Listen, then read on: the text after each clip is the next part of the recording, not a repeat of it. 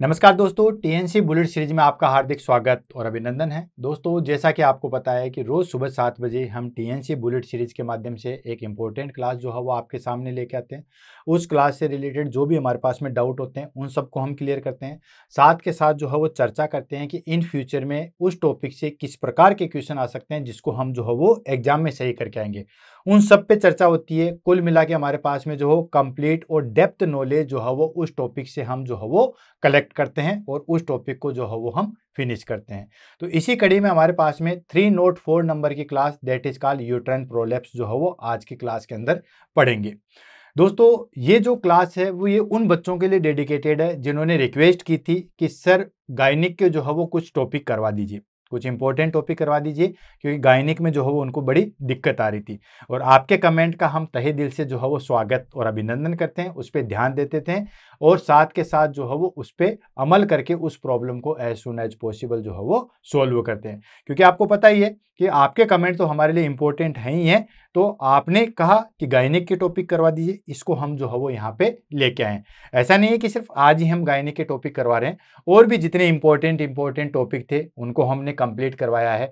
जैसे pre eclampsia है, APH है, पीपीएच है, कोड एबनॉर्मेलिटीज है, देन लेबर है। तो जितने भी हमारे पास में इंपॉर्टेंट है, प्रेजेंटेशन लाई, ये सारी चीजें हैं। तो ये सब लोचिया, तो ऑलमोस्ट जितने जितने जो गायनिक के इंपॉर्टेंट टॉपिक हैं वो सारे के सारे जो हो मैं आपको यहाँ पे करवा रहा हूँ। फिर भी अगर कोई स्पेसिफिक हो तो आप कमेंट करके बता सकते हो, उसको हम लेके यहाँ पे जो है वो डिस्कस करेंगे, पूरी अच्छे तरीके से जो है वो पढ़ेंगे। तो शुरुआत करते हैं 3 note 4 number class that is called uterine prolapse, 304 number की क्लास यूट्राइन प्रोलैप्स के बारे में। सबसे पहले हम बात कर लेते हैं इसके रिलेटेड क्वेश्चन आंसर की, कि इस टॉपिक से हमारे पास में किस प्रकार के जो है वो क्वेश्चन आ सकते हैं। तो दोस्तों, इसमें से हमारे पास में जो है वो काफ़ी ज़्यादा इमेज बेस पे क्वेश्चन आते हैं, यानी कि जितने भी हमारे पास में एग्जाम हुई है उसमें मैक्सिमम जो है वो इसमें इमेज बेस पे क्वेश्चन आते हैं। ऐसा नहीं है कि बाकी थ्योरेटिकल नहीं आते, बट मैक्सिमम जो क्वेश्चन आते हैं वो इमेज बेस पे आते हैं। इमेज बेस में पूछा जाता है कि ये कौन सी डिग्री का प्रोलैप्स है, या पेसरी क्या होता है, इसका मैनेजमेंट जो हमारे पास में है, वो सारी चीज़ें। तो इनको वन बाय वन करके जो है वो हमारे पास में जो है वो डिस्कस करेंगे और इन सब चीज़ों को जो है वो कंप्लीट करेंगे। तो मेन जो हमारे पास में क्वेश्चन आते हैं वो बेसिकली आते हैं इसके जो है वो इमेज बेस पे। बाकी इसकी इटियोलॉजी पे वो बहुत सारे क्वेश्चन आते हैं, इसका मेडिकल मैनेजमेंट क्या होता है उससे भी क्वेश्चन आते हैं। देन उसका जो है हमारे पास में सर्जिकल मैनेजमेंट क्या होता है उसका भी क्वेश्चन आते हैं। आगे जो है हमारे पास में क्या क्या इटियोलॉजी है जिसकी वजह से जो है वो यूट्रन प्रोलैप्स हो रहा था, उससे भी जो है वो हमारे पास में क्वेश्चन आते हैं। और वन बाय वन करके जितने भी हमारे पास में क्वेश्चन आ रहे हैं उनको जो है वो हम यहाँ पे शॉर्ट आउट करेंगे और इस टॉपिक को जो है वो फिनिश करेंगे। इसलिए ध्यान से जो है वो इस टॉपिक को देखिएगा और इसको जो है वो हम यहाँ पे कंप्लीट करेंगे। तो सबसे पहले हम बात कर लेते हैं इसके इंट्रोडक्शन से लेके, देन उसके बाद उसकी aetiology, clinical manifestation, diagnosis, communication, management, सब चीज़ों के बारे में जो है वो डिस्कस करेंगे। सबसे पहले बात करते हैं डेफिनेशन से भी पहले एक वर्ड मैं आपके सामने रखना चाहूंगा, दैट इज कॉल्ड प्रोलैप्स। इसको समझिए। प्रोलैप्स को समझ जाओगे तो आप ऑलमोस्ट सारी चीजों को जो है वो समझ जाओगे। जैसे कि अम्बिलिकल कॉर्ड प्रोलैप्स होता है, ऐसे ही यूट्रस प्रोलैप्स होता है। तो हमारे पास में प्रोलैप्स को समझना है तो सिंपली बात करें, प्रोलैप्स का एक हिंदी जो आता है या एक मीनिंग आता है इंसर्ट आउट। कोई भी चीज जो है वो निकलती है that is called insert out. जैसे मान के चलिए हम शर्ट ओपन करते हैं, शर्ट के बाद निकालने के बाद कई बार जो है वो इस तरीके से खींच लेते हैं तो जो अंदर वाला पार्ट है, मतलब जो ये अंदर वाला पार्ट है वो बाहर आ जाता है, मतलब इस तरीके से जो है वो फोल्ड रहता है। समझ रहे हो? कोई भी चीज, जैसे हम बेड के ऊपर ग्रिप चढ़ाते हैं, वही सेम चीज। तो कई बार हम जैसे शर्ट उतारते हैं तो वो उल्टा हो जाता है, वो होता है प्रोलैप्स। तो कोई भी चीज जैसे मान के चले ये है, अब इसको समझिए, ये हमारे पास में जो है वो यूट्रस है और ये हमारे पास में वेजाइना है, इस तरीके से जो है वो अटैच है। ये सर्वेक्स वाला पार्ट हो गया, ये सर्वेक्स वाला पार्ट यहाँ पे अटैच है और ये हो गया हमारे पास में वेजाइना। अब ये जो है वो हमारे पास में इस तरीके से बाहर निकल जाए, यहां से इस तरीके से बाहर निकल जाए, वही प्रोलैप्स है। अब आपको समझ में आ गया होगा कि बेसिकली क्या होता है। यहाँ पे इमेज देखिए, ये जो आप पहले दूसरी वाली इमेज को बोल दीजिए, ये हमारे पास में फर्स्ट इमेज और ये हमारे पास में सेकंड इमेज। तो फर्स्ट इमेज को देखिए, नॉर्मल आपके पास में दिख रहा होगा, ये हमारे पास में जो है वो दोस्तों यूरिनरी ब्लैडर है। और ये यूरिथ्रा यहाँ पे ओपन हो रहा था। इसके पीछे हमारे पास में ये हमारे पास में दोस्तों वेजाइना है, ये सर्वेक्स है और ये यूट्रस एंटीवर्टेड एंटी फ्लेक्शन में जो है वो सैचुरेटेड है। दूसरी इमेज देखिए, यहाँ पे आप देख रहे हो ये हमारे पास में that is called urinary bladder अपनी जगह ऐसे कैसे है। देन उसके बाद ये हमारे पास में यूरिथ्रा ऐसे कैसे। ये जो यूट्रस है जो हमारे पास में यूट्रस था यहाँ पे, वो यूट्रस कैसे हो चुका है, यहाँ पे इस कैनाल से जो है वो इंसर्ट आउट, देखो यहाँ पे फंस गया ना, ये देख रहे हो यहाँ पे जो फंस गया, यानी कि ये यूट्रस यहाँ पे था नॉर्मली, अब ये यूट्रस फंस के जो है वो इसमें आ गया, तो ये होता है यूट्रन प्रोलेप्स। अगर अम्बिलिकल कॉर्ड आ जाएगी तो अम्बिलिकल प्रोलेप्स हो जाएगा। तो प्रोलेप्स का मतलब होता है कोई चीज अपनी कैनाल में जो है वो आगे खिसक जाती है, वो हो गया प्रोलेप्स। अब आपको मुझे नहीं लगता कोई चीज की दिक्कत आएगी या इस यूट्रस को जो है वो समझने में दिक्कत आएगी। तो पहला हमारे पास में आएगा यूट्राइन प्रोलेप्स। तो यूट्राइन का मतलब तो हो गया यहाँ पे हमारे पास में यूट्रस से, ठीक है, यूट्राइन का मतलब तो हो गया हमारे पास में यूट्रस से, और प्रोलेप्स का मतलब हो गया इंसर्ट आउट या फिर बाहर निकल जाना, ठीक है, आउट हो जाना। इंसर्ट आउट या डायरेक्ट आप जो है वो आउट से याद रख लो, इंसर्ट आउट या आउट से याद रख लो। तो यूट्राइन प्रोलेप्स का मतलब हो गया यूट्रस जो है वो हमारे पास में वेजाइनल कैनाल से अगर बाहर निकल जाएगा, इसको हम क्या कहते हैं, यूट्राइन प्रोलेप्स। अब ये किसकी वजह से होता है, ये बेसिकली जो हमारे पास में आपको पता है यूट्रस को होल्ड करने के लिए बहुत सारी मसल्स प्रेजेंट होती है, जिसको हम पेल्विक फ्लोर कहते हैं। फ्लोर मतलब उसको रोकने के लिए जो चीज है वो फ्लोर बनाती है। अलग अलग जो हो मसल्स है, अलग अलग लिगामेंट है, अलग अलग फेसिका है, जो इस यूट्रस को जो है वो होल्ड करके रखती है। इवन जब डिलीवरी टाइम पे कितना वजन हो जाता है, इवन 1 लीटर के समथिंग जो है फ्लूइड हो जाता है, फिर 2.5-3 किलो का बच्चा हो जाता है, पूरे को जो है वो रोक के चलता है। तो नीचे अच्छे तरीके से जो है वो लिगामेंट, मसल्स, इनका जो है वो फ्लोर बनते हैं, जिसको पेल्विक फ्लोर बनते हैं। अगर वो पेल्विक फ्लोर हमारे पास में वीक हो जाएंगे तो यूट्रस उस वेजाइना कैनाल के थ्रू जो है वो आगे बढ़ जाएगा। क्लियर है? तो देखो अब आपको डेफिनेशन जो है वो सारी चीज क्लियर हो जाएगी। तो uterine prolapse is a downward displacement of the uterus into the vaginal canal due to weakening or relaxation of the pelvic floor muscles, ligament and fascia that support the uterus. Simply यानी कि uterine prolapse क्या है, uterine prolapse है downward displacement of the uterus, यानी कि uterus का जो है वो डाउनवर्ड डिस्प्लेसमेंट हो जाता है, यूट्रस जो है वो नीचे की साइड में आ जाता है, नीचे की साइड में डिस्प्लेसमेंट हो जाता है। और कहां पे हो जाता है, इनटू वेजाइनल कैनाल, जो हमारे पास में वेजाइना है उसके अंदर आ जाता है। ये देखिए यहां पे आपको दिख रहा होगा कि ये जो यूट्रस ये कहां पे आ गया दोस्तों, वेजाइना के अंदर आ गया, वेजाइनल कैनाल के अंदर आ गया, ठीक है। और ये क्यों आता है, ये आता है due to weakening and relaxation of pelvic muscles, pelvic floor muscles, pelvic floor की जो मसल्स है उसके वीकनेस की वजह से, लिगामेंट के वीकनेस की वजह से, फेसिका के वीकनेस की वजह से, या जो सपोर्ट कर रहे हैं, जो ये सपोर्ट करते, इन सब के वीकनेस की वजह से जो है हमारे पास में यूट्रस नीचे किया जाता है। And in severe cases, the uterus may protrude outside the vaginal canal. Severe cases में क्या होता है कि यूट्रस इतना आगे आ जाता है कि हमें सामने से वेजाइनल कैनाल से भी दिखाई देता है। ये वेजाइनल कैनाल है, मान लो यूट्रस यहाँ पे आ जाए तो कोई दिक्कत नहीं, यहाँ तक आ जाए तो भी कोई दिक्कत नहीं, इसको आगे डिग्री में पढ़ेंगे।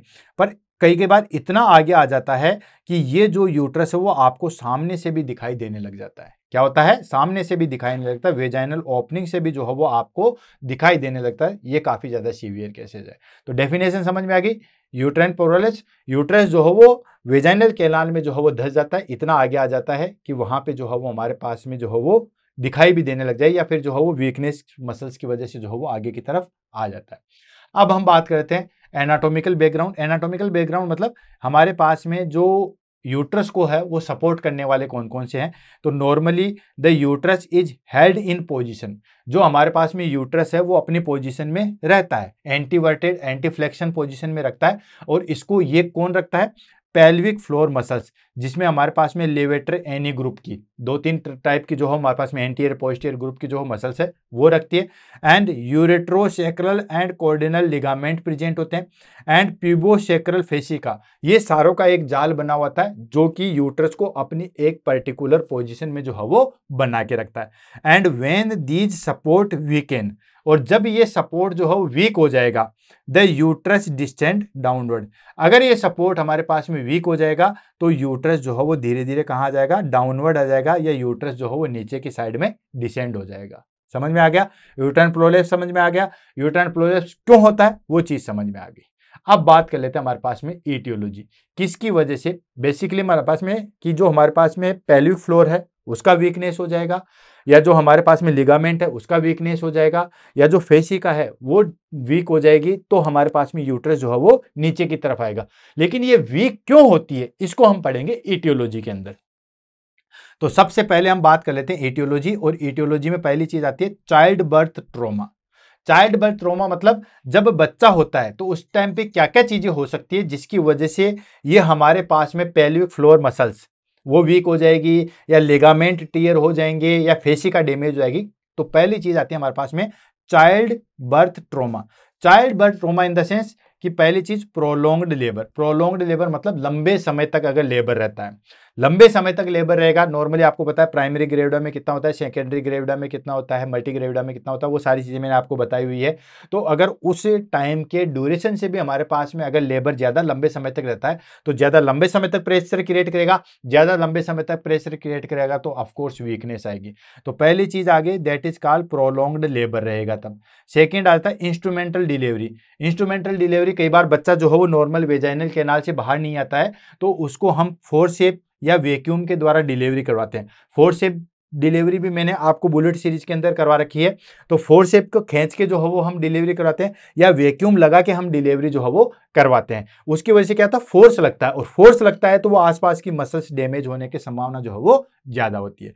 नेक्स्ट आता है मल्टीपल वेजाइनल डिलीवरी। ऐसी लेडीज जो बहुत बार जो है वो वेजाइनल डिलीवरी जो है वो कंसीव कर चुकी है, 5 बार 10 बार इस तरीके से अगर डिलीवरी कंसीव करे वो भी वेजाइनल, तो उससे भी हमारे पास में मसल जो है वो वीक हो जाएगी। तो पहला कोज आ गया हमारे पास में चाइल्ड बर्थ ट्रॉमा, यानी कि बच्चे पैदा करने से रिलेटेड जो ट्रॉमा होता है वो।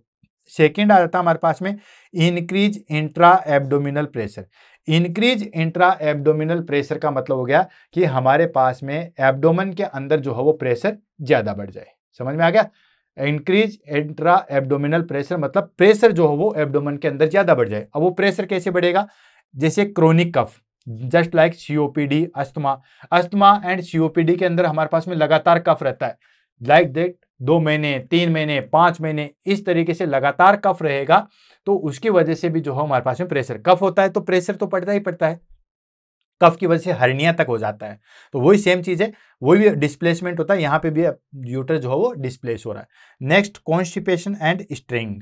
कॉन्स्टिपेशन होता है लंबे समय तक जो है वो आप किसी पोजीशन में एक जगह बैठते हो, या कॉन्स्टिपेशन वाली कंडीशन होती है, तो उसमें भी जो है वो हमें क्या देखने को मिलता है, इंट्रा एब्डोमिनल प्रेशर होगा। इंट्रा एब्डोमिनल प्रेशर रहेगा तो फिर जो पेल्विक फ्लोर जो है वो वीक हो जाएंगे और आगे जो है वो डैमेज होएगा। Next heavy weight lifting. अगर कोई पर्सन बहुत ज्यादा वेट उठाता है तब आपने देखा होगा यहाँ पे बेल्ट लगा के जो है वेट उठाया जाता है, क्यों? क्योंकि उसकी वजह से भी जो हमारे पास में पेल्विक फ्लोर जो है वो डैमेज हो सकते हैं। तो पहला था हमारे पास में चाइल्ड बर्थ ट्रॉमा, सेकेंड हमारे पास में increase intra abdominal pressure, third आ जाता हमारे पास में मीनोपॉजुअल चेंजेस। मीनोपॉजुअल चेंजेस का मतलब हो गया है जैसे हमारे पास में मीनोपॉज की कंडीशन आती है। मीनोपॉज की कंडीशन आती है मतलब वो बेसिकली जो है वो कौन सी एज ग्रुप में आती है, एज ग्रुप में आती है हमारे पास में लगभग मोर देन 45 ईयर्स में। मीनोपॉज की कंडीशन वो होती है जब हमारे पास में एमसी साइकिल जो है वो सस्पेंड हो जाता है, मतलब लेडीज की वो कंडीशन जिसके बाद उसको एमसी साइकिल नहीं आते हैं, उस कंडीशन को कहते हैं मीनोपोज। अब मीनोपोज होने के बाद क्या होता है, मीनोपोज होने के बाद decrease oestrogen level, of course oestrogen level जो हो डिक्रीज हो जाएगा, और डिक्रीज होने की वजह से आपको बताइए एस्ट्रोजन जो है हमारे पास में मसल्स ग्रोथ के लिए या उसकी जो है मेंटेनेंस करता है। तो अब देखो मीनोपोज हो गया मतलब एमसी साइकिल सस्पेंड हो गया, नहीं आ रहा है, उसकी वजह से एस्ट्रोजन लेवल डिक्रीज होगा। एस्ट्रोजन लेवल डिक्रीज हो गया तो उसकी वजह से जो पेल्विक टिश्यू है उसमें एट्रोफी हो जाती है, और एट्रोफी हो जाएगी तो वीकनेस हो जाएगा, तो प्रोलेप्स होने की संभावना है। इसलिए जैसे जैसे एज बढ़ती है वैसे वैसे यूट्रस प्रोलेप्स की संभावना भी बढ़ जाती है। नेक्स्ट आता है हमारे पास में congenital weakness. Congenital weakness in the sense कि जो कनेक्टिव टिश्यू है वो जन्मजात ही हमारे पास में जो हो वीक हो, जन्म से ही जो हो हमारे पास में वीक हो किसी लेडीज में उसमें। Next obesity, of course obesity होती है तो यहाँ पे बड़े बड़े मोटे मोटे टायर हैं, ज्यादा प्रेशर लगेगा तो यूट्रस पे दबाव बढ़ेगा, यूट्रस पे दबाव बढ़ेगा तो वो आगे की साइड खिसकेगा, मतलब इंक्रीज एब्डोमिनल प्रेशर की वजह से भी ये सारी चीजें होती है। नेक्स्ट हो गया हमारे पास में पेल्विक ट्रॉमा। पेल्विक ट्रॉमा तो उसकी वजह से वही हो गया हमारे पास में कि उसकी वजह से प्रेशर जो है वो इंक्रीज होगा, प्रेशर इंक्रीज होगा तो यूट्रस आगे की साइड में बढ़ेगा। नेक्स्ट आता है पोस्ट हिस्टेक्टोमी। पोस्ट हिस्टेक्टोमी का मतलब हो गया कि हमारे पास में जो यूट्रस को सपोर्ट करने वाली चीजें थी, हिस्टेक्टोमी का मतलब हो गया यूट्रस वाला पार्ट जो है वो निकल चुके हैं। अब यूट्रस वाला मान के चलिए ऊपर वाला यूट्रस वाला पार्ट आपने निकाल दिया, मतलब निकलवा दिया किसी कंडीशन की वजह से। अब उसको जो सपोर्ट करने वाली चीजें हैं वो तो खत्म हो गई, तो अब उसकी वजह से जो बचा वाला लोअर यूट्रस पार्ट है वो फिर नीचे आ सकता है। तो ये हमारे पास में कुछ इटियोलॉजी है। कौन कौन सी थी? पहला था हमारे पास में चाइल्ड ट्रोमा, जो मैंने आपको एक्सप्लेन कर दिया। Second, increase abdominal pressure. Third है मीनोपॉजुअल चेंजेस। फोर्थ था कंजेनाइटल वीकनेस। फिफ्थ था ओबेसिटी। सिक्स था पेल्विक ट्यूमर एंड सेवन था पोस्ट हिस्टेक्टोमी। क्लियर? नेक्स्ट हम बात कर लेते हैं ग्रेड या degree of uterine prolapse. Uterine prolapse की जो है वो ग्रेड और डिग्री कितनी है? बहुत आसान है, कोई दिक्कत ही नहीं है। जिस हिसाब से यूट्रस जो है वो नीचे की साइड में धस रहा है उसी हिसाब से जो है इसकी ग्रेड बनाई हुई है। जैसे पहले हम लेते हैं first degree uterine prolapse. First degree uterine prolapse का मतलब हो गया cervix distended into the vagina but does not reach in introitus, यानी कि हमारे पास में यूट्रस के अंदर तो जाता है। अब देखो सर्विक्स के अंदर एक हमारे पास में पार्ट होता है जिसको हम बोलते हैं दोस्तों दैट इज कॉल्ड इंट्रोटियस, यानी कि जो हमारे पास में यूट्रस है वो नीचे तो जाता है, सर्विक्स नीचे की साइड में तो जाती है, लेकिन जो इंट्रोट्रस वाला पार्ट है वहां तक नहीं पहुंच पाते। इसको हम कहते हैं दोस्तों that is called first degree. Second degree क्या होता है? सेकेंड डिग्री में क्या होता है सर्विक्स जो है वो प्रोट्रूड हो जाते हैं एट द वेजाइनल ओपनिंग इंट्रोट्यूस, यानी कि जो वेजाइनल ओपनिंग है वहां तक पहुंच जाती है। समझिए चीज को, जैसे ये मान के चलिए ये हमारे पास में जो है वो वेजाइना है, राइट? ये वेजाइना है, ये वाला पार्ट हो गया हमारे पास में इंट्रोटियस, ओपनिंग वाला पार्ट हो गया इस तरीके से। तो अगर हमारे पास में यूट्रस जो है वो धंस गया लेकिन वो हमारे पास में इस पार्ट तक नहीं पहुंच पाया तो ये तो हो गया फर्स्ट डिग्री। सेकंड वाले में वो धंस गया है और जो हमारे पास में ये जो इंट्रोटियस वाला पार्ट था वहां तक पहुंच चुका है, ये हो गया सेकंड डिग्री। थर्ड डिग्री में क्या होता है कि ये हमारे पास में जो पूरा पहुंच चुका और सामने से यूं दिखने भी लग गया, ये हो गया थर्ड डिग्री। तो ये हो जाता है थर्ड डिग्री, मतलब जिसको बोलते हैं procidentia entire uterus including cervix and body protrudes outside the vaginal orifice, जो वेजाइनल ऑरिफिस है उससे भी बाहर निकल जाएगा, इसको हम कहते हैं थर्ड डिग्री। क्लियर है? तो ये हो गया हमारे पास में degree that is called first degree, second degree and third degree. अब बात कर लेते हैं हमारे पास में पैथोफिजियोलॉजी।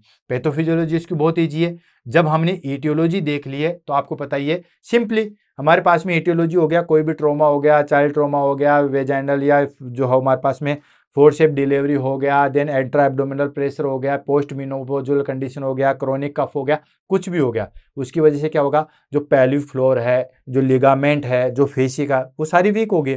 अब वीक हो गई है तो यूट्रस धीरे धीरे जो है वो अपने नॉर्मल पोजीशन को जो है वो खो देगा और नीचे की साइड में आ जाएगा। ठीक है? देन उसके बाद जैसे हमारे पास में स्ट्रेच होगा तो हमारे पास में अगर कई बार क्या होता है कि रेक्टम जो है वो वहां पे धस जाती है या फिर जो है वो हमारे पास में यूरिनरी ब्लैडर की साइड में जो है वो धस जाएगा। अभी रेक्टोसिल, यूरोसिल सारी चीजों को हम देखेंगे, इसको हम देते हैं। तो पहली चीज आ गई हमारे पास में weakening of the pelvic support structure, यानी कि जो पेल्विस को सपोर्ट करने वाली स्ट्रक्चर थी वो अब धीरे धीरे जो है वो वीक हो चुकी है। ठीक है? देन उसके बाद में जो है वो हमारे पास में क्या होगा लॉस नॉर्मल यूट्राइन पोजीशन। इसकी वजह से क्या होगा कि जो हमारे पास में यूट्राइन पोजीशन है वो लॉस हो जाएगी। भाई उसको सपोर्ट करने वाली चीजें जो है वो खत्म हो गई है तो उसकी वजह से वो अपनी चीजें तो खोएगा ही खोएगा। उसकी वजह से डिसेंट द यूट्रस, यूट्रस जो है वो नीचे की साइड में खिसकना चालू हो जाएगा। डिसेंट का मतलब ही होता है नीचे की साइड में धसना। ठीक है? नीचे की साइड में अगर चीजें धसने लग जाएगी उसको हम कहते हैं दोस्तों डिसेंट। तो यूट्रस जो है वो नीचे की साइड में धसने लग जाएगा। And stretching of vaginal wall, नीचे की साइड में धसेगा और वेजाइनल वॉल को जो है वो स्ट्रेच करेगा, राइट? इसकी वजह से क्या होगा alteration in bladder and rectal position. अब देखो यूट्रस नीचे की साइड में धस रहा है, यूट्रस नीचे की साइड में धस रहा है तो उसकी वजह से क्या होता है कि रेक्टम और देखो आगे की साइड में जो है वो हमारे पास में क्या है यूरिनरी ब्लैडर और पीछे की साइड में हमारे पास में क्या है दोस्तों, रेक्टम। अब ये दोनों के ऊपर जो है वो फोर्स पड़ेगा, तो उसकी वजह से सिस्टोसील एंड रेक्टोसील जो है वो अकर हो जाएगी। अब ये क्या होता है सिस्टोसील और रेक्टोसील, इसके अंदर क्या होता है कि अगर रेक्टम जो है वो कहां बल्ज आउट होती है, वेजाइना के अंदर। अगर रेक्टम बल्ज आउट होती है तो उसको बोलते हैं रेक्टोसील, और अगर यूरिनरी ब्लैडर जो है वो वहां से बल्ज आउट होती है, इसको बोलते हैं सिस्टोसील। अभी पूरी चीज आएगी, मैकेनिज्म में सारी चीज आएगी। वैसे तो आपको पता ही, ये देखो यहां पे देख सकते हो। नॉर्मली अगर हम देखें, चलो मैं दूसरी साइड ले लेता हूं ताकि आपको जो है वो कोई चीज की दिक्कत ना आए।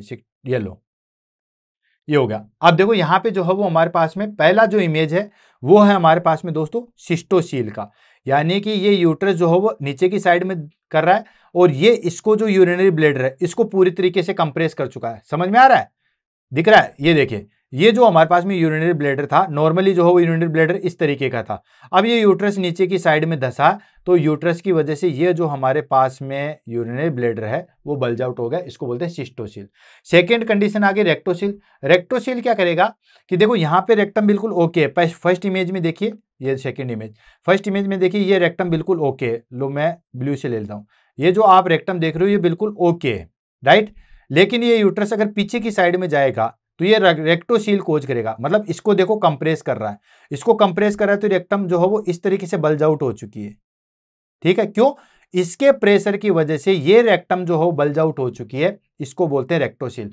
नाम बहुत आसान है, डोंट वरी। रेक्टम में हो गया रेक्टोसील। सिस्टाइटिस क्या होता है? Urinary bladder.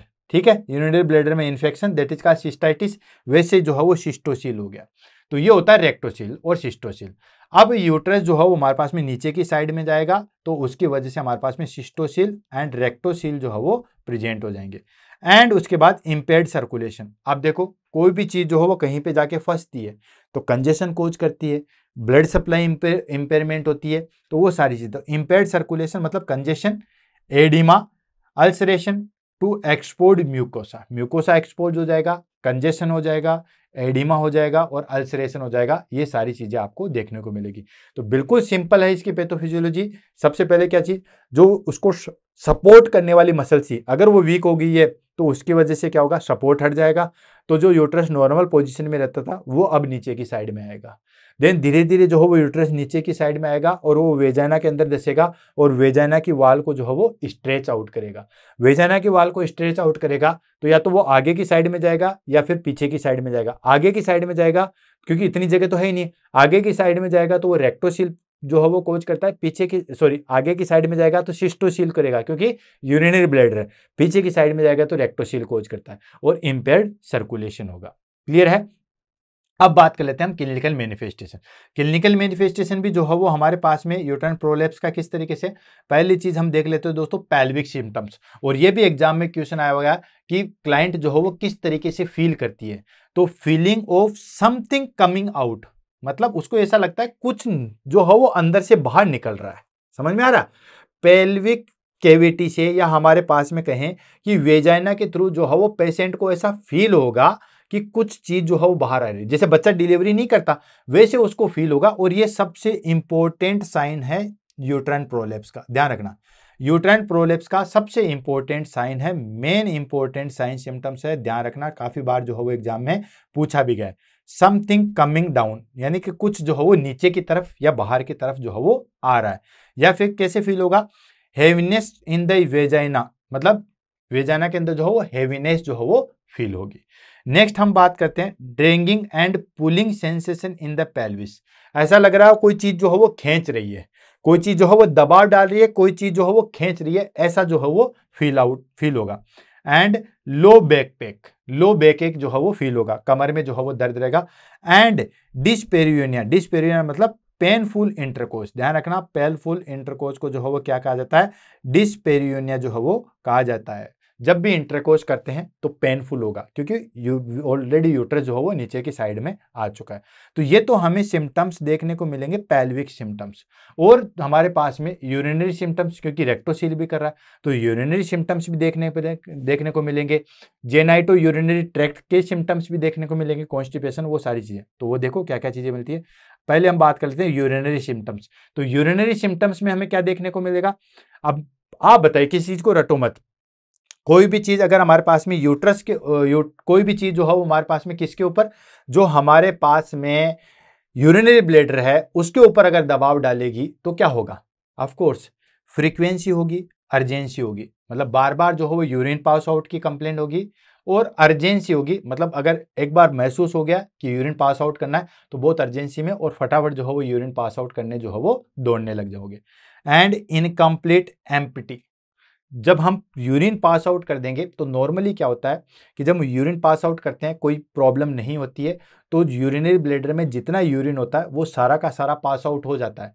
लेकिन इसके अंदर क्या होता है, प्रेशर बन रहा है, प्रेशर बना हुआ तो यूरिनरी ब्लैडर जो हो तिरछा हो जाता है, तो यूरिनरी ब्लैडर जो हो पूरा एम्प्टी नहीं होता है। And urinary incontinence and retention, या तो यूरिनरी ब्लैडर के अंदर जो हो यूरिन रह जाएगा जिसको हम यूरिनरी रिटेंशन बोलते हैं, या यूरिन जो हो वो ड्रॉप ड्राई ड्रॉप जो हो वो निकलता रहता है जिसको हम बोलते हैं urinary incontinence. And last one that is का सिस्टोसील, मतलब ब्लैडर हेरिनिएशन। जो यूरिनरी ब्लैडर है वो हमारे पास में यूट्रस की वजह से, ये देखो यूट्रस की वजह से जो है वो चेंजेज हो गया है जिसको हम बोलते हैं दोस्तों सिस्टोसील, राइट। तो ये हो गया हमारे पास में ब्लैडर चेंजेस। नेक्स्ट आ गया बाउल सिम्टम्स, हो सकता है पीछे भी करे, या तो आगे दबाव डालेगी या पीछे, या कई बार हो सकता है दोनों साइड डालेगी, यूट्रस अगर नीचे की साइड में आ रहा है तो दोनों साइड भी दबाव डाल सकती है। तो उसमें सबसे पहली चीज आएगी कॉन्स्टिपेशन, हमें देखने को मिलेगा ऑफ कोर्स, क्योंकि वहां पे दबाव डाल रही है तो कॉन्स्टिपेशन मिलेगा। एंड फीलिंग ऑफ इनकम्प्लीट इवोकेशन, जब भी जो है वो स्टूल पास आउट करेंगे तो पेट सही तरीके से साफ नहीं होगा, उसको लगेगा कि कुछ ना कुछ फीकल मटेरियल जो है वो मेरे अंदर रेक्टम के अंदर ही रहे। वही बात जैसे सिस्टोसील के अंदर ही थी, पूरा यूरिन नहीं निकल पाएगा, वैसे ही पूरा स्टूल भी जो है वो इसके द्वारा नहीं निकल पाएगा। एंड रेक्टोसील, मतलब rectal bulging into vagina, rectal bulging हो जाएगी वेजाइना की वजह से। ये हो गया बाउल सिम्टम्स। अदर सिम्टम्स देख लेते हैं इसके अलावा क्या क्या चीजें होगी। तो अदर सिम्टम्स में आ जाता है हमारे पास में वेजाइनल डिस्चार्ज और ब्लीडिंग ड्यू टू अल्सरेशन। देखो यूट्रस नीचे की साइड में आ रहा है, उसकी वजह से म्यूकोसा जो हो वो ओपन हो रही है, साथ के साथ जो हो कंप्रेशन कर रहा है, ब्लड सप्लाई प्रॉपर नहीं हो रही है, तो अल्सर धीरे धीरे बनने चालू हो जाएंगे। तो उस अल्सर की वजह से जो है वो ब्लीडिंग हो जाएगी या वेजाइनल डिस्चार्ज बनेगा। या फिर अगर आप फील करके देखोगे तो विजिबल मास्क एट वेजाइनल इंटोटर्स, जैसे आप वेजाइना में एग्जामिनेशन करके देखोगे तो पता चलेगा कि वहां पे आपको कुछ ना कुछ मास जो है वो फील हो रहा है, क्योंकि यूट्रस आपको जो है वो फील होगा। इस तरीके से अगर आप देखो तो भी आपको यूट्रस जो है वो फील होगा। नेक्स्ट हम बात कर लेते हैं दोस्तों डायग्नोसिस, कैसे आप जो है वो पता लगाओगे कि इस क्लाइंट को या इस फीमेल को जो है वो यूट्राइन प्रोलैप्स है। तो सबसे पहले हम दोस्तों अगर कोई भी सिम्टम्स लेके आए तो क्लिनिकल मैनिफेस्टेशन तो ये आए, ये सारी मैनिफेस्टेशन उसने बताए कि उसको ऐसा फील हो रहा है कि कुछ जो है वो अंदर से बाहर आ रहा है, या कुछ हैवीनेस जो है वो फील हो रहा है, देन यूरिन उसका जो है वो कंप्लीटली क्लियर नहीं आता है, या रिटेंशन रह जाता है कंप्लीट होने के बाद में भी, रेक्टोसील जैसा उसको फील हो रहा है, या फिर जो है वो उसको कॉन्स्टिपेशन वाली प्रॉब्लम आ रही है, देन उसको लगता है फीकल मटेरियल जो हो पूरा क्लीन नहीं हुआ। ये सारी चीजें देखने के बाद जो है हमें लग गया कि इसको जो है वो हमें क्या है दोस्तों यूट्राइन प्रोलैप्स है। अब उसका कंफर्मेशन कैसे करोगे, तो उसका कंफर्मेशन करके आप करोगे डायग्नोसिस। तो डायग्नोसिस में सबसे पहले आप हिस्ट्री टेकिंग लोगे, हिस्ट्री चेक करोगे। हिस्ट्री चेक में आप क्या करोगे कि उससे पूछेंगे कि आपकी डिलीवरी कितनी होगी है। अगर वो कहेगा कि मेरी जो है वो 10वीं डिलीवरी है तो सीधी सी बात है, ज़्यादा डिलीवरी होती है तो पेल्विक फ्लोर जो हो वीक हो जाती है, यूट्राइन प्रोलैप्स के चांसेस ज़्यादा है, क्योंकि हमने ऑलरेडी पढ़ा है। देन अगर वो कहेगी कि ऑब्स्टेट्रिक डिलीवरी मतलब फोर्सेप्स से डिलीवरी हुई है या वैक्यूम से जो है वो डिलीवरी हुई है, तो हम कह सकते हैं कि वैक्यूम या फोर्सेप अप्लाई किया है तो कहीं ना कहीं जो हो पेल्विक फ्लोर एंड लिगामेंट जो है वो डैमेज हुए हैं। पेराइटी वही चीज़ कितनी बार माँ बन चुकी है, और सिम्टम्स क्या जो है वो आपको किस तरीके से क्या क्या चीज़ें हुई है, वो सारी चीज़ें। देन उसके बाद फिजिकल एग्जामिनेशन करेंगे, काफ़ी ज़्यादा इंपॉर्टेंट है और इसी से पता लग जाता है ऑलमोस्ट। इसमें फिजिकल एग्जामिनेशन में क्या करेंगे दोस्तों, स्पेकुलम या बाईमैनुअल एग्जामिनेशन करते हैं। स्पेकुलम आपने देखा होगा, इस जो क्यूसेको स्पेकुलम है उसके द्वारा जो हम वेजाइना को चौड़ा करके जो हो देखते हैं कि वहाँ हमें कोई चीज़ दिखाई तो नहीं दे रही है, ठीक है। देन उसके बाद bimanual examination, bimanual examination in the sense अंदर हाथ डाल के जो है वो हम देखते हैं, बाईमैनुअल 2 फिंगर से जो है वो चेक करते हैं। आई थिंक इमेज भी जो हो मेरे पास में होगी अगर मैंने की है तो, अदरवाइज आई थिंक सारी सबको जो है वो सारी चीज़ें पता है, इमेज नहीं है। तो बाईमैनुअल एग्जामिनेशन हो गया, मतलब 2 फिंगर जो है वो डाल के पैल्पेट करते हैं, देखते हैं कि यहाँ पे जो है वो हमारे पास में कोई यूट्रस का मास तो नहीं है, यानी कि assess degree of prolapse and मतलब ये जो हमारे पास में स्पेकुलम है, अगर हमें पहले ही दिखाई देने लग जाएगा मतलब 3rd डिग्री है, थोड़ा सा डीप दिखाई देगा मतलब 2nd डिग्री है, देन बायोमैनुअल एग्जामिनेशन करेंगे तो हमें जो है उसकी एग्जैक्ट लोकेशन पता चल जाएगी। And ask to patient strain मतलब वेल्साल्वा मैन्योवर। वेल्साल्वा मैन्योवर आपको पता ही है, डीप ब्रीदिंग जो है वो रोक के फिर जो हमारे पास में चीज करते हैं, होल्ड करते हैं, देन उसके बाद जो है वो सडनली जो है वो हम एक्सपेल करते हैं। वेल्साल्वा मैन्योवर के द्वारा भी जो है हम देख सकते हैं। नेक्स्ट आता है हमारे पास में इन्वेस्टिगेशन। इन्वेस्टिगेशन में आप क्या क्या करोगे, तो दोस्तों यूरिन एनालिसिस देखेंगे। यूरिन एनालिसिस देखेंगे कि किसी प्रकार का कोई इन्फेक्शन तो नहीं है। एंड पेल्विक अल्ट्रासाउंड करते हैं टू रूल आउट अदर पैथोलॉजिकस, कि कोई और ट्यूमर तो नहीं है, कोई और जो है वो दिक्कत तो नहीं है। तो ये सारी चीजें करेंगे। ऑलमोस्ट जो हमारे पास में कंफर्मेशन जो है वो इसी से हो जाता है दोस्तों, स्पेकुलम एंड बायोमेनुअल एग्जामिनेशन से ही हो जाता है। बाकी यूरिन वो सारी चीजें भी जो हम चेक करते हैं। तो ये डायग्नोसिस हो गया जिससे हम कंफर्म कर सकते हैं कि इस पर्सन को या इस फीमेल को जो है वो हमारे पास में क्या है, यूट्राइन प्रोलेप्स है। अब हम बात कर लेते हैं दोस्तों कॉम्प्लिकेशन। क्या क्या कॉम्प्लिकेशन हो सकते हैं अगर किसी क्लाइंट को जो है वो, किसी फीमेल को जो है वो हमारे पास में यूट्राइन प्रोलेप्स है, तो क्या क्या कॉम्प्लिकेशन हो सकते हैं। तो पहला कॉम्प्लिकेशन आ जाता है हमारे पास में, that is called ulceration and infection of export vaginal mucus. देखो वेजाइना हमेशा जो है वो मॉइस्ट रहती है, आपको पता ही है, लेकिन अगर ये हमारे पास में जो है वो प्रोलेप्स हो गया तो वेजाइना जो है वो आउट आ जाएगी, बाहर आ जाएगी, बाहर के एनवायरनमेंट में आ जाएगी। तो उसकी वजह से जो है वो हमारे पास में म्यूकोसा जो है वो ड्राई हो जाएगी, इन्फेक्शन हो जाएगा और वहां पे अल्सर होने की संभावना बढ़ जाती है। नेक्स्ट हम बात करते हैं सर्वाइकल हाइपरट्रोफी। सर्वाइकल हाइपरट्रोफी का मतलब होता है कि वहां पे हमारे पास में जो सर्विक्स है, ठीक है, उनकी जो है हमारे पास में मसल्स ग्रोथ हो जाती है। एक होता है हमारे पास में दोस्तों, जैसे दोस्तों ये हमारे पास में नॉर्मल सेल है, अगर ये नॉर्मल सेल्स अपने नंबर्स में बढ़ रही है इसको तो हम बोलते हैं हाइपरप्लेजिया, राइट। लेकिन अगर ये अपनी साइज में बढ़ रही है इस तरीके से, इसको बोलते हैं हाइपरट्रोफी। तो जो सर्वाइक्स है उसकी जो है वो हाइपरट्रोफी होता है, सर्विक्स जो है वो डायलेट या सर्विक्स कैनाल जो है वो डायलेट हो जाएगी। हाइपरट्रोफी मतलब साइज में अगर बढ़ गई हाइपरट्रोफी, नंबर्स में अगर बढ़ गई हाइपरप्लेजिया। देन उसके बाद आता है हमारे पास में यूरिनरी रिटेंशन और infection. Of course urinary retention होता है तो उसी की वजह से इन्फेक्शन भी होगा, और उसकी वजह से रेक्टम में भी जो हमारे पास में कंटामिनेटेड जो है वो चीज रहेगी तो वहां पे भी इन्फेक्शन होगा। Next infertility. Of course uterus जो है वो हमारे पास में नीचे की साइड में धंस चुका है तो बाकी जो है वो इनफर्टिलिटी होगी ही होगी। जब तक आप उसको सही तरीके से सेट नहीं करोगे, यूट्रस अपनी पोजीशन में नहीं रखेगा, देन सीमन जो है वो प्रॉपर डिस्पैच नहीं होगा, देन स्पर्म जो है वो मूवमेंट नहीं कर पाएंगे, इनफर्टिलिटी हो जाएगा। And psychological issue, psychological issue जैसे एम्बैरेसमेंट फील करते हैं, डिस्कम्फर्ट है। बहुत सारी फीमेल तो जो है वो यूट्रन प्रोलेप्स के बाद बताती ही नहीं है। क्यों? क्योंकि उनको काफ़ी ज़्यादा जो है वो साई फील होता है। हालांकि आजकल फीमेल जो है वो फिर भी बताने लग गई है, लेकिन पहले के टाइम की है ओल्ड एज की लेडीज तो जो है वो बताती भी नहीं है। तो ये इसकी वजह से काफ़ी ज़्यादा साइकोलॉजिकल इश्यूज भी जो है वो हमें देखने को मिलते हैं। तो ये कॉम्प्लिकेशन है, क्या क्या है, अल्सरेशन एंड इन्फेक्शन देखने को मिलेगा, सर्वाइकल हाइपरट्रोफी देखने को मिलेगी, यूरिनरी रिटेंशन की वजह से या यूरिनरी रिटेंशन और इन्फेक्शन देखने को मिलेगा, इनफर्टिलिटी एंड साइकोलॉजिकल इश्यू जो है वो हमें देखने को मिलते हैं। अब बात कर लेते हैं हमारे पास में मैनेजमेंट, कि किसी भी पर्सन को, किसी भी लेडीज को जो है वो हमारे पास में क्या है, यूट्राइन प्रोलेप्स है।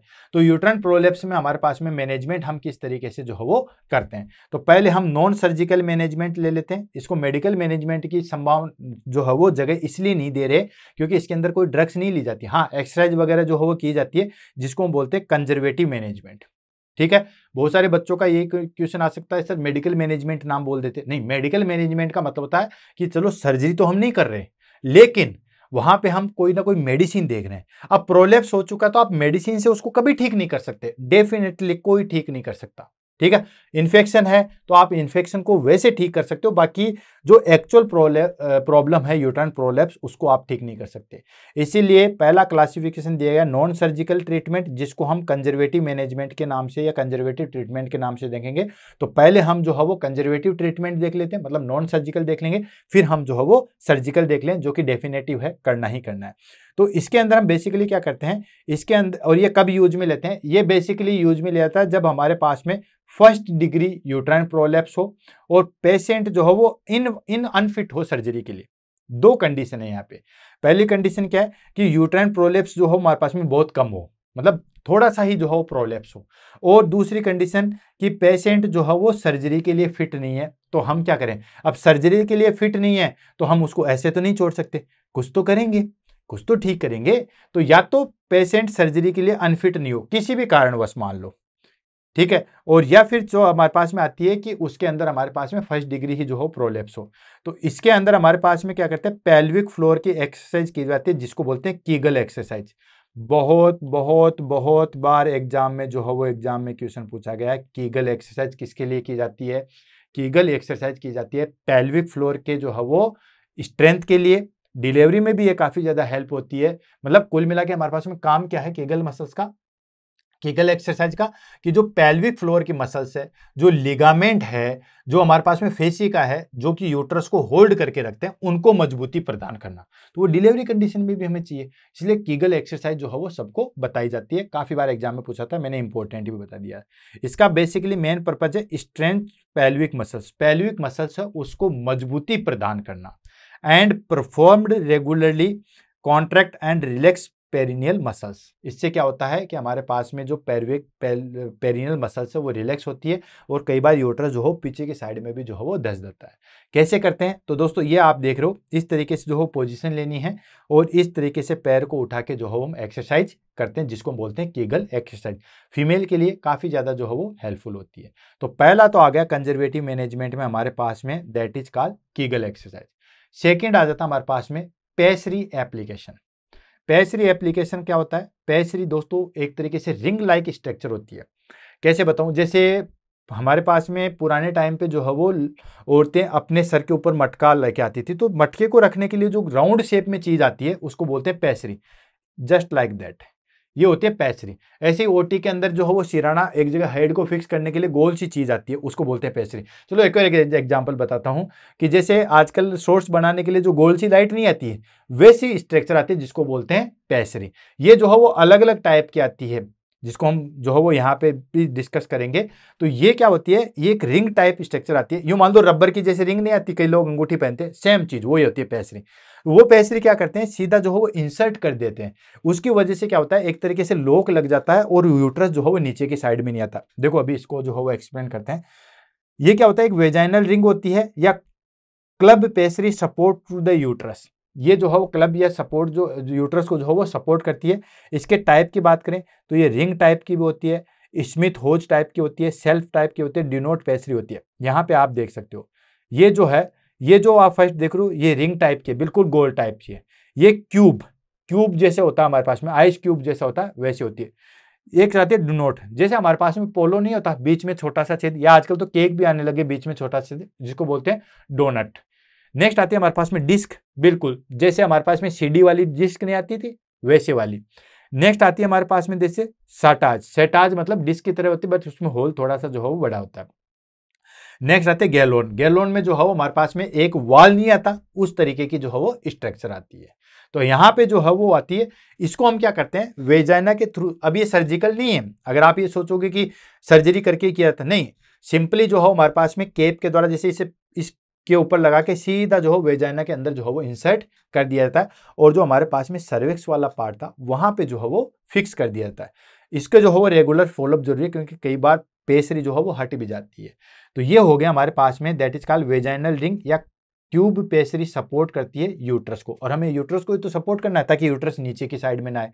टाइप की बात करें तो रिंग, स्मूथ होज, सेल्फ, ड्यूनोट पेसरी जो हो अलग अलग टाइप के नाम से आती है। एंड ये होती है हमारे पास में required regular cleaning and follow up, regular follow up and cleaning या इसकी जो है वो चेकअप की जाती है, क्योंकि इसके आसपास जो है में जो है वो डचिंग मतलब इसको फेस जो है वो क्लीन किया जाता है, निकाल के क्लीन नहीं किया वैसे क्लीन किया जाता है।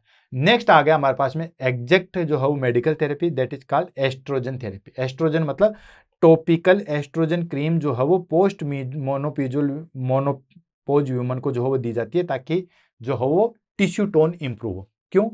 क्योंकि दोस्तों हमने डिस्कस किया था कि जो मीनोपोज की कंडीशन आती है, मीनोपोज पे क्या होता है कि एमसी साइकिल तो सस्पेंड हो जाता है, जिसकी वजह से हमारे पास में जो है वो एस्ट्रोजन लेवल जो है वो क्या होता है, डिक्रीज हो जाता है। अब ये एस्ट्रोजन लेवल क्या करता है, बेसिकली हमारे पास में टिश्यू की टोन को इंक्रीज करता है। अब जैसे जैसे एज बढ़ गई एस्ट्रोजन लेवल डिक्रीज हो गया, मेनोपॉज की कंडीशन आ गई। मेनोपॉज की कंडीशन आ गई तो सीधी सी बात है कि हमारे पास में एस्ट्रोजन लेवल जो है वो डिक्रीज हो गया। अब डिक्रीज हो गया तो हम एस्ट्रोजन बाहर से देते हैं, ताकि टॉपिकल एस्ट्रोजन क्रीम यानी कि बाहर से लगाने के लिए जो है वो क्रीम दी जाती है, और ये बेसिकली पोस्ट मीनोपोजुअल वुमन को दी जाती है टू इंप्रूव मसल टोन, ताकि एस्ट्रोजन बाहर से मिल जाए और मसल टोन जो है वो हमारे पास में इंप्रूव हो जाए। क्यों? क्योंकि अब मीनोपोज हो चुका है तो एस्ट्रोजन सीक्रेट नहीं हो रहा, तो हम बाहर से एस्ट्रोजन देते हैं। ये हो गया हमारे पास में एस्ट्रोजन थेरेपी। नेक्स्ट आ जाता है कंजर्वेटिव में life style modification. Life style modification हम जो है वो किस तरीके से कर सकते हैं, ठीक है। यानी कि आपने देखा लाइफ स्टाइल मॉडिफिकेशन में आ गया सबसे पहले वेट रिडक्शन। वेट रिडक्शन मतलब हमें जो है वो एन के एन प्रकार वेट को जो है वो डिक्रीज करना है। क्यों? क्योंकि हैवी वेट होगा तो फिर वो यूट्रन प्रोलेप्स को जो है वो कोज करता है, आपको बताइए, इसलिए वेट का जो है वो रिडक्शन किया जाता है। सेकेंड आ जाता है अवॉइड हैवी लिफ्टिंग। भाई जिसकी वजह से जो है हमारे पास में जो है वो यूट्रन प्रोलेप्स था वो सारी चीजें नहीं करेंगे। आपको ये भी पता है कि हैवी लिफ्टिंग की वजह से होता है तो वो नहीं करेंगे। एंड नेक्स्ट आता है treat chronic cough and constipation. Constipation और क्रोनिक कफ को जो है वो हम ट्रीट करते हैं। तो ये चीज आ गई हमारे पास में लाइफ स्टाइल मॉडिफिकेशन। नेक्स्ट आ जाता है हमारे पास में that is called surgical management. अभी तक हमने देखा दोस्तों कंजर्वेटिव मैनेजमेंट, अब आ जाता है हमारे पास में सर्जिकल मैनेजमेंट। सर्जिकल मैनेजमेंट की अगर हम बात करते हैं तो उसमें आ जाता है हमारे पास में indicated for moderate to severe. अगर हमारे पास में सेकेंड या थर्ड डिग्री यूट्राइन प्रोलेप्स है उस कंडीशन में हम जो है वो सर्जिकल मैनेजमेंट करते हैं। फर्स्ट डिग्री जो है वो हमारे पास में यूट्रन प्रोलेप्स है तो उसमें तो नहीं करते हैं। फर्स्ट डिग्री में तो आपको कीगल एक्सरसाइज वगैरह, देन उसके बाद जो है वो एस्ट्रोजन थेरेपी या पेसरी लगा के ही काम चल जाता है। लेकिन अगर हमारे पास में जो है वो सेकेंड या थर्ड डिग्री जो है वो प्रोलेप्स हो चुका है, मतलब यूट्रस काफी हद तक बाहर आ चुका है, तो फिर हमें पता ही है कि हमें क्या करना पड़ेगा दोस्तों, हम जो है वो सर्जिकल मैनेजमेंट करेंगे। और सर्जिकल मैनेजमेंट करेंगे उसमें सबसे पहली चीज आती है वेजाइनल हिस्टेक्टोमी। लेकिन वेजाइनल हिस्टेक्टोमी मतलब वेजाइना के द्वारा उस यूट्रस को बाहर निकाल दिया जाता है, लेकिन वो एक ही कंडीशन में किया जाता है जब फैमिली कंप्लीट है और पर्सन की एज जो है वो हमारे पास में ज्यादा है। मान लो कोई फीमेल जो है वो 60 साल की है, 55 ईयर की है, फैमिली इसकी कंप्लीट है तो हम निकाल सकते हैं। बाकी अगर फैमिली कंप्लीट नहीं है तो फिर हम नहीं निकालेंगे, क्योंकि यूट्रस को कैसे निकाल सकते हैं? यूट्रस तो भाई मेन चीज है, फैमिली जो है वो आगे कैसे बढ़ेगी? तो इसमें वेजाइनल हिस्टेक्टोमी का मतलब होता है यूट्रस को जो है वो कट करके बाहर निकाल दिया थ्रू वेजाइना, इसको बोलते हैं vaginal hysterectomy.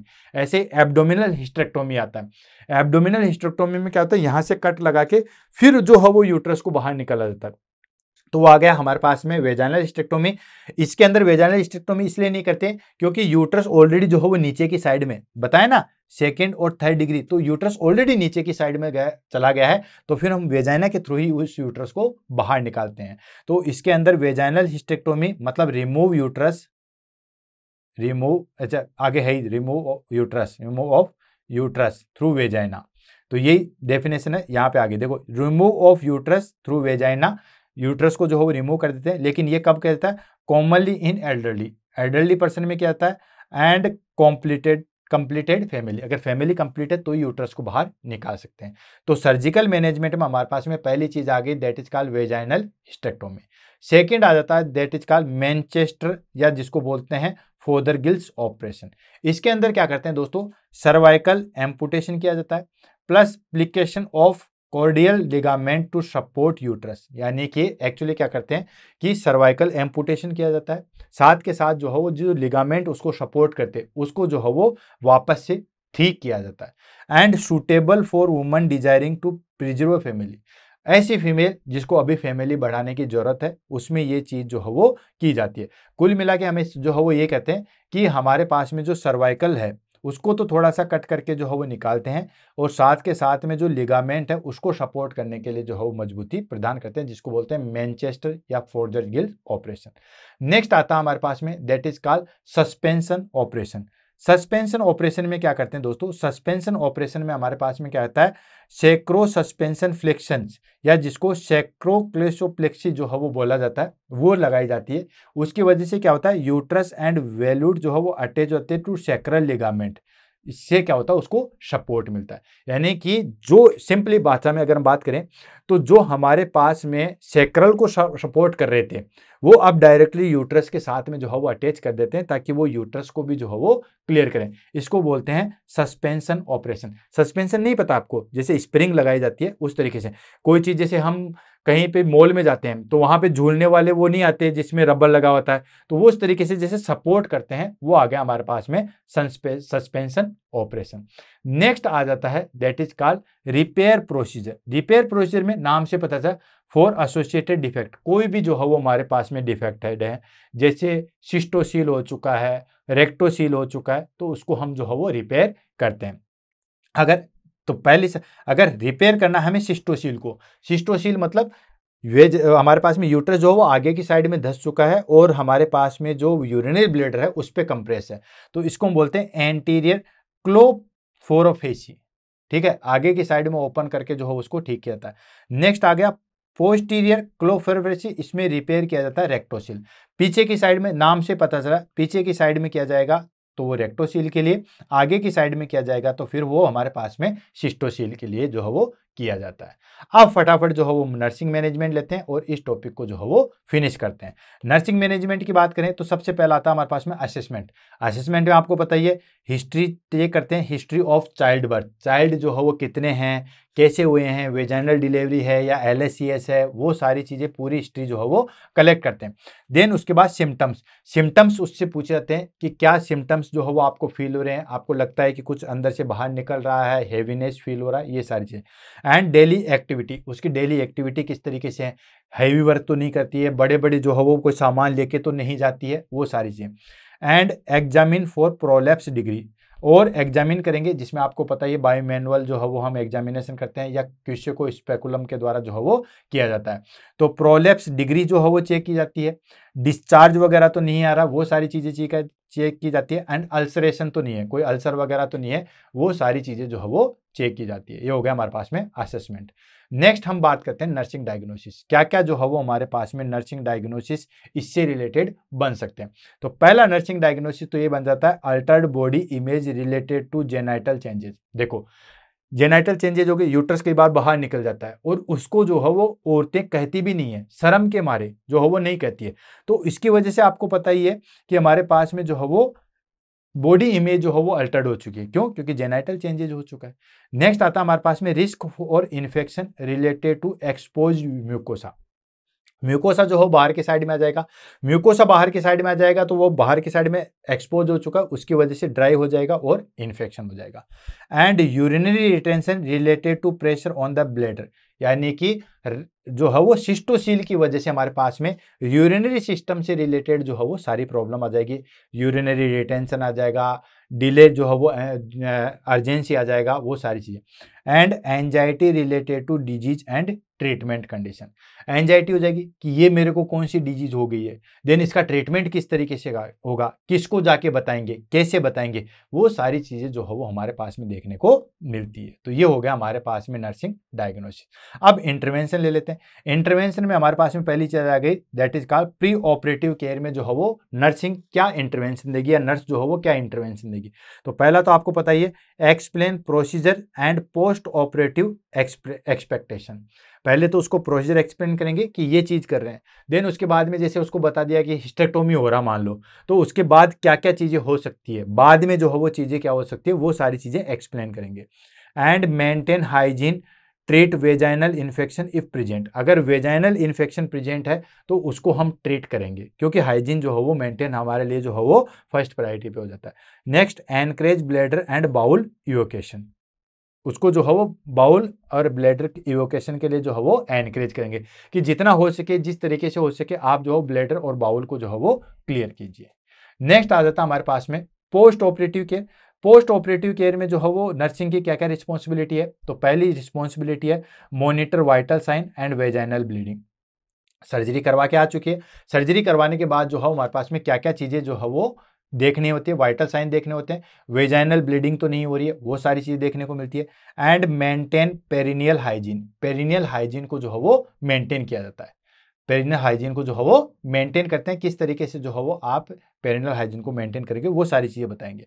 And encourage early amputation, जितना जल्दी हो सके उसको मूवमेंट कराएंगे, क्योंकि अगर ज़्यादा देर तक रहेंगे तो वही हमारे पास में जो है वो थ्रोम्बोसिस और डीवीटी की संभावना हो जाती है। प्रोवाइड एनाल्जेसिक, सर्जरी से आए हैं, सीधी सी बात है, तो सर्जरी से आए हैं तो पेन तो होगा ही होगा, तो उसके लिए जो है वो जो हेल्थ केयर प्रोवाइडर ने बताई हुई है वो सारी की सारी जो है वो ड्रग्स देंगे। And teach pelvic floor exercise after healing, healing के बाद आप पेल्विक फ्लोर एक्सरसाइज कैसे कर सकते हो, कीगल एक्सरसाइज कैसे कर सकते हो, उन सब के बारे में जो है वो एक्सप्लेन करेंगे। हेल्थ एजुकेशन की बात करें कि किस तरीके से जो है वो घर जाने के बाद आप किस तरीके से जो है वो चीज़ें करोगे, तो वो हेल्थ एजुकेशन कैसे करेंगे। कोई भी डिस्चार्ज होने के बाद जो है हेल्थ एजुकेशन दी जाती है, तो रेगुलर कीगल एक्सरसाइज उसको बताएंगे कि कीगल एक्सरसाइज जो है वो कैसे की जाती है, आपको रेगुलर जो है वो करनी है। क्यों? क्योंकि इससे जो है वो ये बेनिफिट है, जब उसको बेनिफिट बताओगे तभी तो वो करेंगे। तो रेगुलर कीगल एक्सरसाइज के बारे में जो है वो उसको बताना है। Next, avoid heavy lifting and straining, ठीक है, हैवी लिफ्टिंग और ज़्यादा स्ट्रेच के बारे में जो है वो उसको एक्सप्लेन करेंगे। Then balance diet and adequate hydration, normal balance diet लेनी है और नॉर्मल जो है वो हाइड्रेशन लेना है। And follow for pessary cleaning and checkup, pessary cleaning और उसके चेकअप के भी लिए जो है वो फॉलोअप लेना है, क्योंकि हम बात करें पूरे की, हम ये बात नहीं करें कि सिर्फ सर्जिकल की। अगर मान के चलिए फर्स्ट डिग्री ही जो है हमारे पास में प्रोलेप्स है और हमने जो है वो उसमें क्या लगा दिया दोस्तों, पेसरी लगा दिया, तो पेसरी की क्लीनिंग के लिए और चेकअप के लिए जो है वो रेगुलर फॉलोअप लेना है। ये हमारे पास में होगी दोस्तों हेल्थ एजुकेशन। अब हम बात कर लेते हैं प्रिवेंशन, कैसे जो है वो आप यूट्राइन प्रोलेप्स से बच सकते हो। वही सारी चीजें जो हमने इटियोलॉजी में पढ़ी है कि अच्छे तरीके से जो है वो प्रॉपर केयर करेंगे, कोई भी ट्रॉमा है उसको अवॉइड करेंगे, अगर कोई कफ वगैरह लंबे समय तक है, कॉन्स्टिपेशन है तो उसको अवॉइड करेंगे, हेवी लिफ्टिंग वाली चीजें हैं उसको नहीं उठाएंगे, तो ये सब चीजें करेंगे तो हम ऑटोमेटिक जो है वो यूट्राइन प्रोलेप्स से बच सकते हैं। तो देखो क्या क्या चीजें हैं। पहली चीज, proper antenatal and postnatal care, proper जो है वो एंटीनेटल एंड पोस्टनेटल केयर होनी चाहिए। एंटीनेटल में आपको पता ही है कि डिलीवरी से पहले वाली जो केयर होती है उसको हम एंटीनेटल बोलते हैं, और डिलीवरी के बाद जो केयर होती है उसको हम पोस्टनेटल कहते हैं। तो एंटीनेटल और पोस्टनेटल केयर जो है वो प्रॉपर होनी चाहिए।